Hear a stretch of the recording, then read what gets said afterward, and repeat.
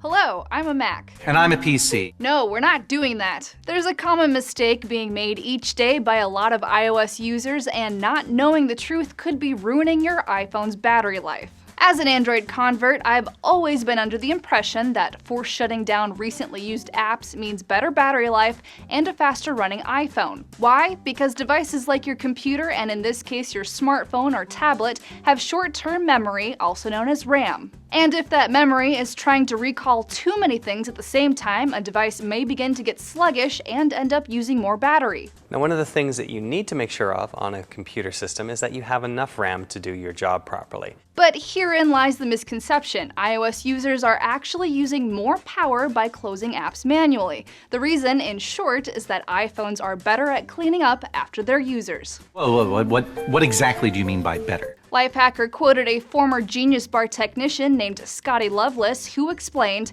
iOS closes apps automatically as it needs more memory, so you're doing something your device is already doing for you. Which means if you're closing apps you've recently used, you're actually using up more battery life in two ways. You're clearing out remnants that make an app open with less work later on, and you're keeping your screen illuminated longer while you force close the apps you don't need anymore. It is still true for iPhones that by force closing apps you're freeing up RAM, but it turns out most apps aren't actually running in the background like they tend to do on other phones' operating systems. Though Loveless points out in his blog that there are still certain iOS apps you might actually want to force close to save on charge. Your apps are not allowed to run in the background unless they are playing music, using location services, recording audio, or the sneakiest of them all, checking for incoming VoIP calls like Skype. It turns out this has been true for iPhones ever since iOS 7, and iOS 9 will be released this fall. Sorry, non-iOS smartphone users, we checked and you still have to close those apps after using them to keep multitasking abilities fresh and save on power.